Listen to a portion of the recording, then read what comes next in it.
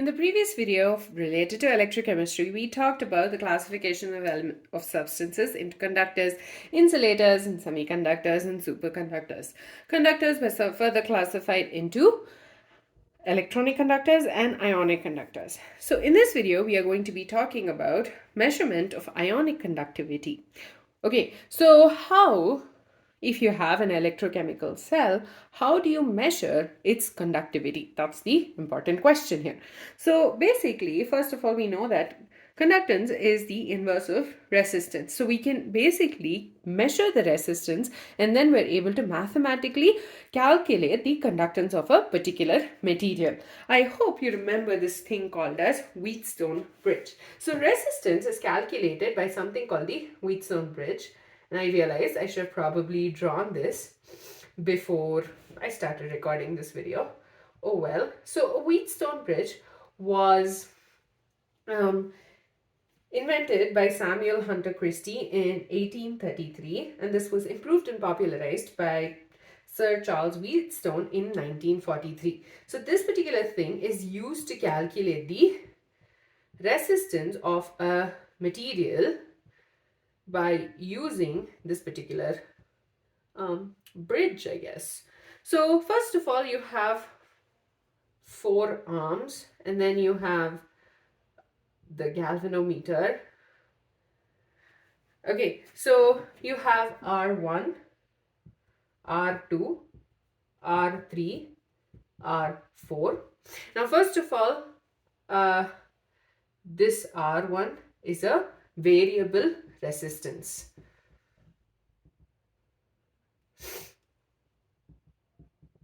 So R1 has a variable resistance, which means we can change the resistance of R1. R3 and R4 have a known resistance. So basically, we are going to be fixing the resistances of R3 and R4. And R2 is the unknown resistance. So we are using this to figure out the resistance of R2. So that's the unknown resistance. Okay, so this is again further connected with a key and a power source or a battery basically. Okay. So when we join the key, you will obviously notice that there is going to be and I also had to write A, B, C, and D. Again, forgive me for drawing this so awfully. I'm very bad at that. So basically you have, I want this to be a little more centered. Let's push it down. It's bothering me. Okay, so when you have this closed, what we are going to do is we are going to modify the value of R1 till the value of, there is no reading on the galvanometer. Okay, so that's what we want to do. We will modify this till the extent where the galvanometer gives us a reading of 0. And this point at which the galvanometer has 0, which means that there is no current flowing through this.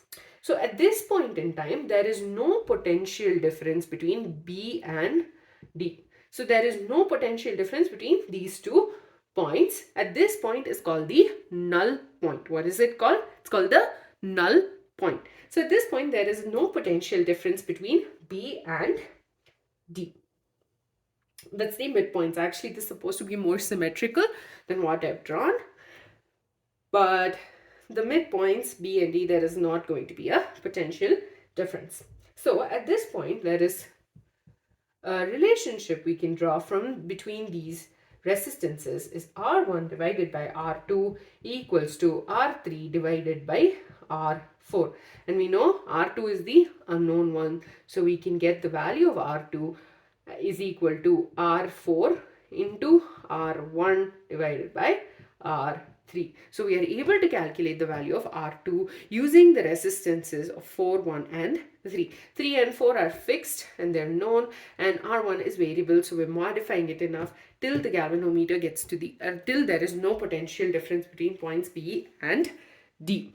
Okay, so that's the basic idea behind the Wheatstone Bridge. Now, when we want to use a use this particular thing to calculate the resistance or the ionic conductivity, then we'll have to attach a electrochemical cell right there. Okay, there are two main issues with this problem. Okay, so the first issue which we're going to be talking about is the fact that the direct current will cause a change in the solution. So let's say we are passing a,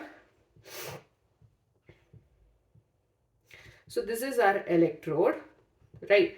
This is our electrolyte. When we pass a direct current through this, what will happen is there is going to be a change in composition in this area. Okay, because there is going to be a change in composition in that area, that in turn will affect the resistance, or in turn will affect the conductivity of the solution. So whatever value you might get from using, direct current through this might be incorrect. That is because there is going to be a change in composition in just this area, and that in turn might give a higher resistance or lower conductivity. So what we do is to overcome this problem. So the first problem, let's write it down, is the DC, direct current causes change in composition. Okay, I should stop sniffling. Okay, change in composition. And that's because of that we cannot use the direct current to measure this. So what we do is we use the alternating current to measure the resistance of an ionic, an like a cell basically. So an AC current is used. So we use a frequency range of 550 to 5000 cycles per second. So this is instead used to measure the resistance or the conductivity, the ionic conductivity. Now, the other issue that comes up because we're using AC is the fact that the galvanometer is not able to identify or is not able to detect the alternating current. This is because of two reasons. First of all, the alternating current changes or fluctuates so much that the galvanometer cannot detect it, or it's not able to detect it with high accuracy. Okay, and another thing is that the galvanometers are basically they're verified to be used with direct current. So because of these two things, galvanometer cannot be used as the detector. Instead, we use like a visual detector. Nowadays we have various visual detectors that are being used, or we can also use the a pair of headphones, because apparently you can hear it. So that's how we're overcoming the DC causes change in the composition. So that is one of the issues with measuring the ionic conductivity. Okay, so basically because there is going to be a change in composition, we're not able to use the DC current, so we're using the AC one instead. The second issue is that the solution cannot be connected directly like a metallic wire. So this is just a wire, right? You could directly connect it, but with a solution, we cannot do that. That we will be talking about in the next video. How we overcome it, and like that in detail, we'll be talking about in the next video. So in this video, what we talked about was the basic idea behind the Wheatstone Bridge. Wheatstone Bridge is used to calculate the conductivity or resistivity, and then you can calculate the conductivity. Basically, they're all related to each other. So you have you have this whole setup where R1 is a variable resistance, R3, R4 are known resistances, and R2 is the unknown one. We're modifying the value of R1 till we have no potential difference, or till the galvanometer has a 0 reading. So at that point is the null point, and we have a relationship between the resistances as R1 by R2 equals to R3 by R4. We're able to use the values of R4, R1 and R3 to calculate the value of R2. When we use ionic conductors, when we want to connect it directly to the Wheatstone Bridge, there are two issues that come up. The first one is that it causes a change in composition. So DC current will lead to a change in composition in this area, which might lead to a change in resistance. And this in turn will give us an incorrect value, and we do not want that. So what we do instead is use a AC or alternating current with 550 to 5000 cycles per second. And another issue that comes up because of using AC is that the galvanometer cannot detect it anymore. So instead what we do is we use a pair of headphones or like a visual thing that helps to detect the null point. I hope all of that made sense. In the next video we will be talking about the second issue, that is the you cannot just directly connect it like a wire. And that's it.